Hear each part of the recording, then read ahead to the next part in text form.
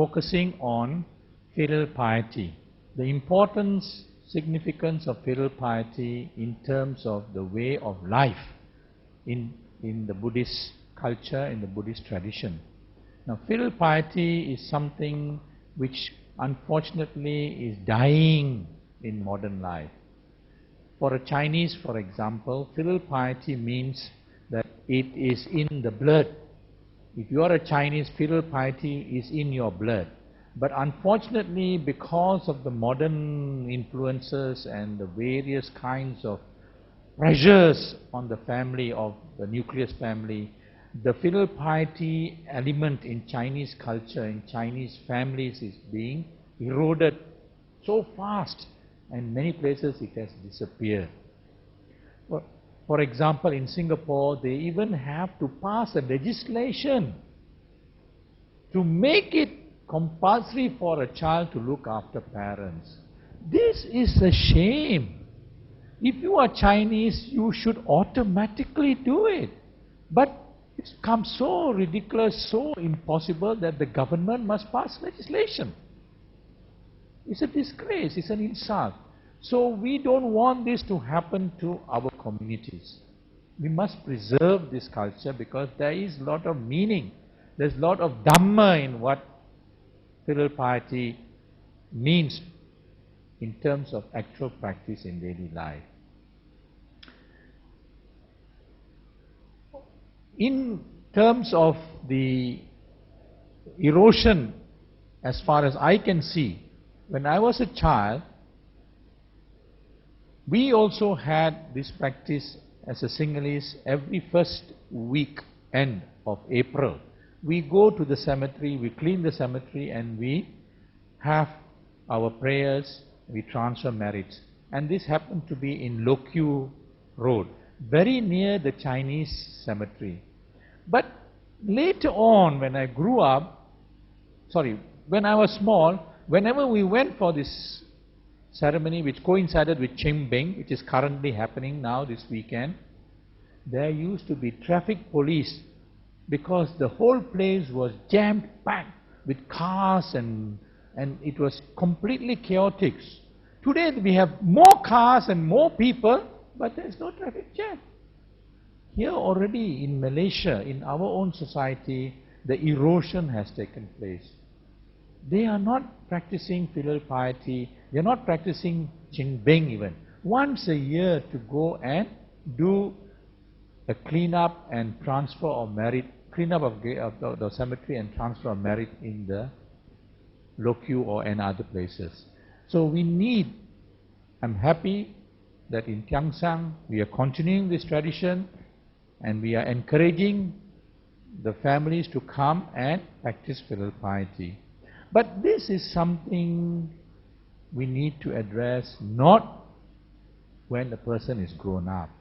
We need to address it from small. But before we do that, we need to first of all understand the significance of filial piety. What is the meaning of filial piety? Many people even don't understand the meaning of filial piety. So I tend to introduce filial piety as the joy, the blessings, the blissfulness of taking care of your aged parents. It's not just a term, but it is a feeling of joy. Now, in Buddhism, for example,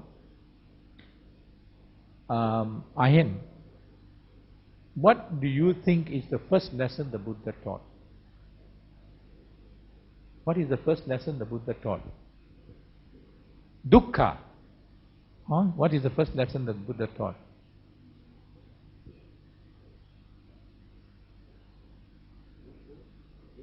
Be grateful. Be grateful was the first lesson. Many times when I ask this question, they say the first lesson is the Four Noble Truths. That is the first sermon. It is not the first lesson. The first lesson the Buddha taught was to be grateful. As soon as he gained enlightenment, what did he do? He stood up, he looked at the bo tree, stood in silence, and paid reverence to a bo tree, the tree of enlightenment. This is an expression of gratitude, of being grateful to a tree who gave shade, who gave protection during the period of meditation that he went through. If the Buddha, the supreme enlightened being, is able to pay homage and respect and express gratitude 1 week standing in silence, shouldn't we understand the significance, the importance of filial piety? And later on in his sermons, the Buddha explained in very great detail, repeatedly, Brahma Vihara is at your parents' feet. Brahma Vihara, that means the ultimate blissfulness, is at your parents' feet. Not at the Buddha's feet, he says. The enlightened Buddha saying, at your parents' feet. And he also explained why he says this. He says, even if you carry your father on your right shoulder and your mother on your left shoulder for 100 years, you would not be able to repay your gratitude to them as a child. So great is his sense of gratitude of parenting. Because of our parents we are born. It is because of them that we are alive. Our mother, in particular, he emphasized, the mother should be paid even more reverence and be more gratefully appreciated than the father. Because the mother has gone through so much of sacrifice and even risked her life. Every time a mother gives birth, she runs the risk of death. We don't understand it, we don't think about it, we don't even know about it, many of us. But every time a mother goes through childbirth, she risks the death. That is the sacrifice, that is the risk she takes to bring you to life. And even if she doesn't face death, the pangs of childbirth, even no man can go through. Only a mother can go through. Only a mother can go through. Only a mother knows what is the pang of childbirth. It is not a simple thing. Some fathers have collapsed in the clinic during witnessing the mother's childbirth. So if he can't even witness it, you think he can go through childbirth? He can't. That is the great feeling of sacrifice the mother goes through. Not only that, after you're born, the mother has to nurse the baby. If the mother was not going to nurse the baby, or the baby is not nursed by the mother at that time, the baby will die. All of us would have died if our mother did not nurse us every 2 hours. That nursing is very vital for our survival. And from her own body she is able to produce immune systems from her breast, from her body. And also in the Buddhist psychic, the feeding, the breastfeeding of a child is described as the mother changing, converting her blood to milk to feed us. That is in the psychic of the mother.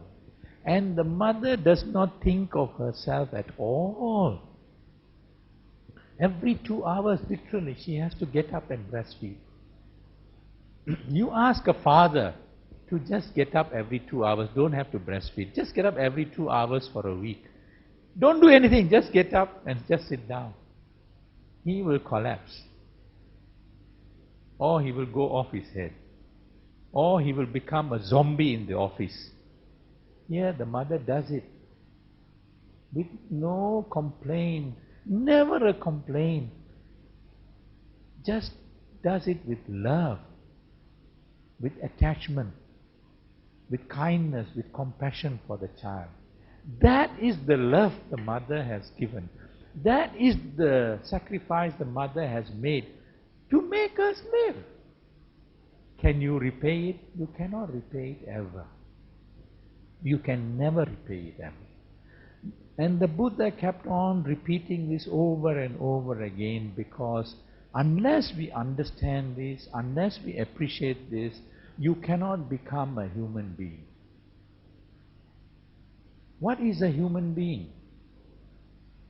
A human being is a being that is being human. If you are not human, then you are like any other animal. So the Buddha insisted that a human being must have these qualities of gratitude.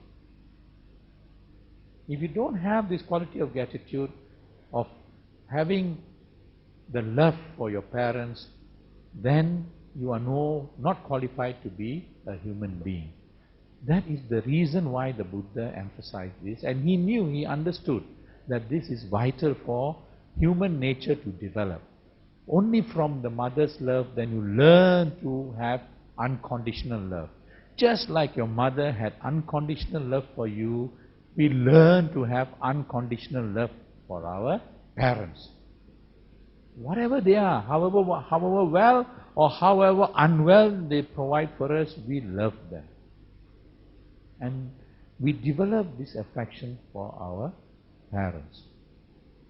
Now, I had emphasized in my earlier talk about the importance of parents, duty-bound, responsible to make sure that they provide everything for the child. In mathematics, you always have a thing called equation. On one side of the equation, you have some quantity or quality. The other side of the equation must balance. So what is the other side of the equation? The other side of the equation is children must look after the parents when they are in their twilight years. That is very logical. They did everything for us. So when we are grown up and they are aged, they can't feel for themselves, can't find for themselves, they need your help. And some parents don't even need help. They need only your physical presence, your time. Just talk to them. They don't even have that from some children. The needs vary, but whatever it is, we need to provide. And this cannot come naturally or automatically, obviously. If Singapore is passing legislation, if it is so difficult for the younger generation to go for Chen Bing, it is not going to happen automatically. It is not happening automatically.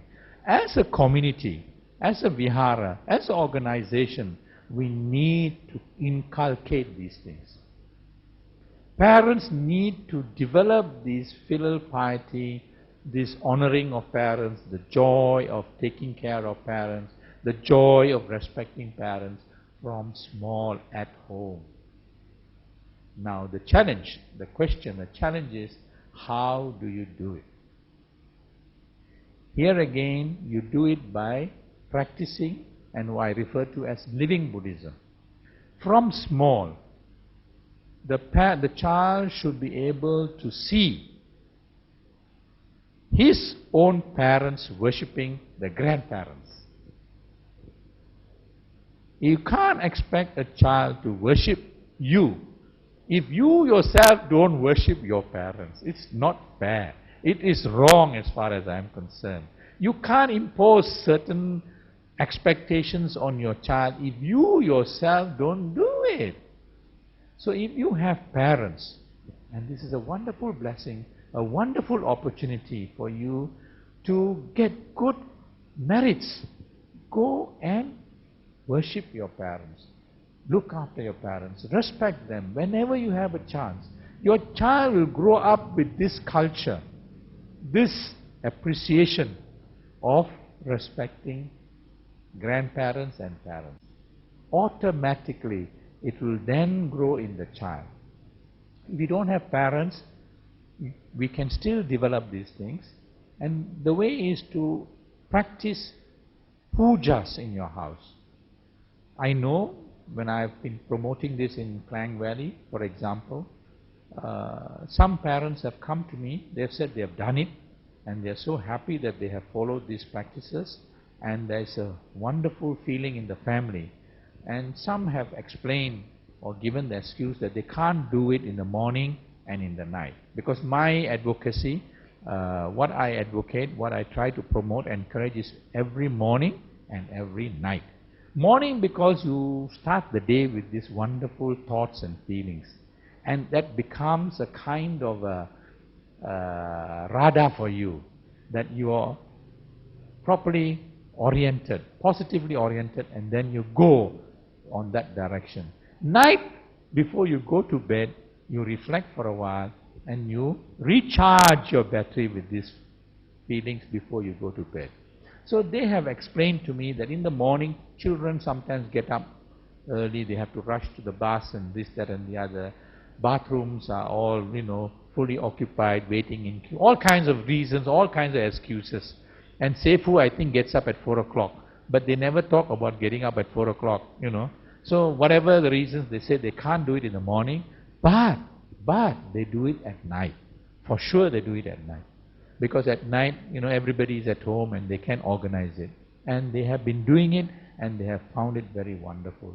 In this puja, after offering flowers and chanting and saying, taking 5 precepts and various other things, doesn't matter whatever, whether you are Theravada or whether you are Mahayana, you can have a puja altar in the house. And it's a beautiful family getting together in a very sublime, calm, vibrating with positive energy, doing the puja.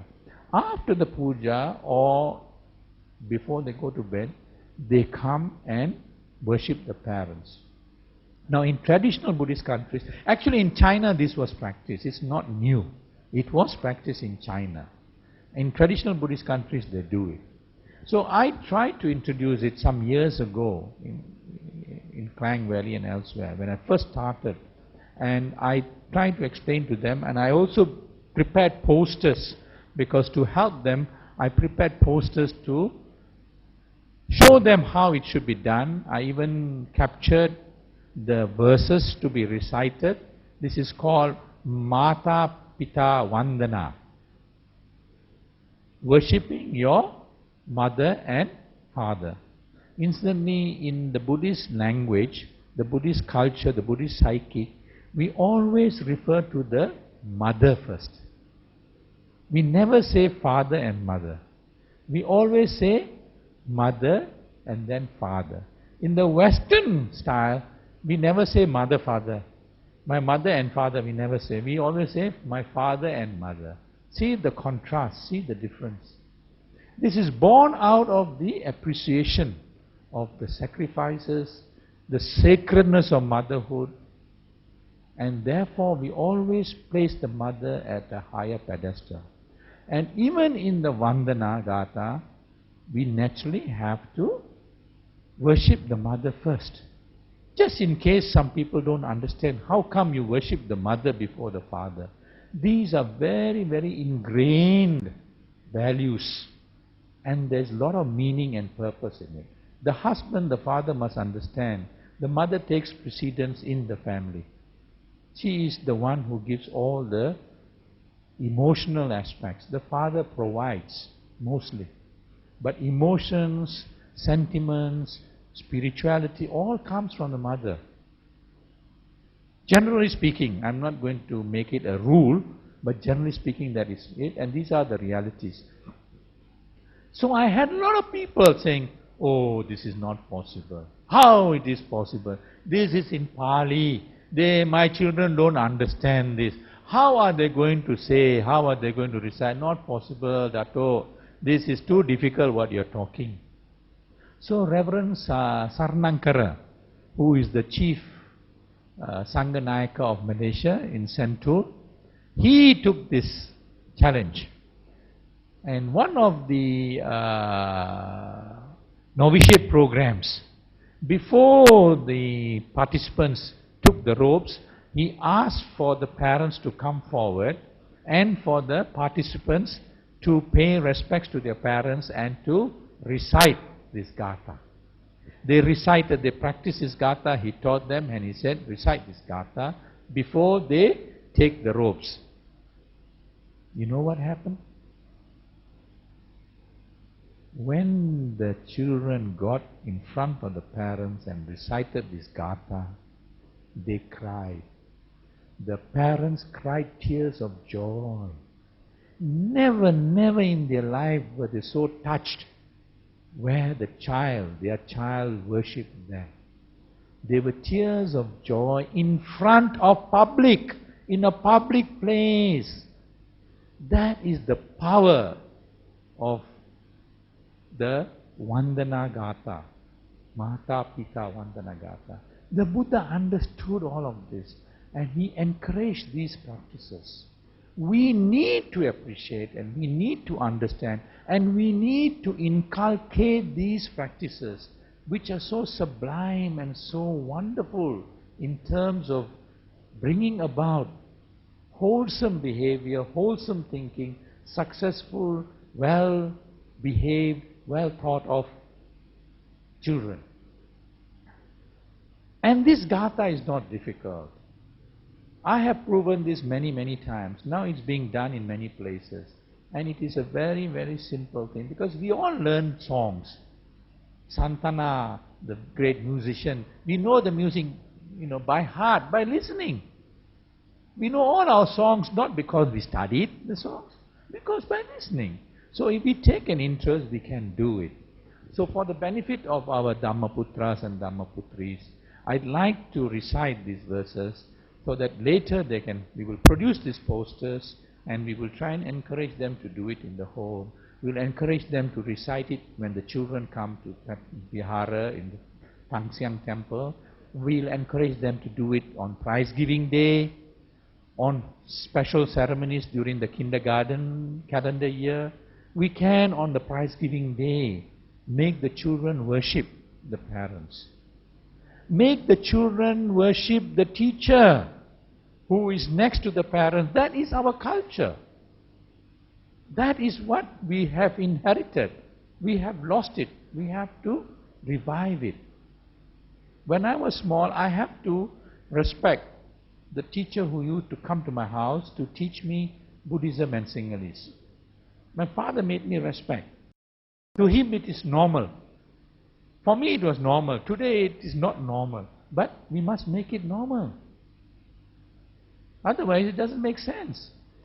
So for the benefit of our Dhammadutas, the Dhammaputras and Dhammaputris, I'd like to recite this. And I'd like them to know that it's not that difficult. It is very pleasant and very soothing. And after reciting, when you go to bed, you will find you can sleep very soundly. That is the therapeutic aspect of it. After worshiping, because when you worship your parents, the parents' thoughts are all channeled to the child. May you, my dear son, may you be well and happy, my dear daughter. May you be successful. All the thoughts are crystallized, goes from the body to the fingertips and shields your son and daughter. It is a protection. The father and mother feels calm. Again, endorphins come out. The children are calm. They cannot be restless when they are doing that. They are very calm. And that is having another dose of free therapeutic effect. Free tonic. Free, it doesn't cost you anything. Here we go and buy all kinds of tonic for money, but the Buddha gave free tonic. The verse is Dasamase Ure Katva Poseti Udikaranang Ayudigang Vasasatang Matu patang namamahang. It means, very simply, for 10 lunar months, dear mother, you carried me in your womb. You nursed me, you nurtured me. You turned your blood to milk to nurse me. May you attain Nibbana, dearest mother. So beautiful. You cannot repay, but you can honor, you can respect, and you can worship. The other stanza is Udikaro Alingitva Tungpitva Piyaputtakang Rajamajjang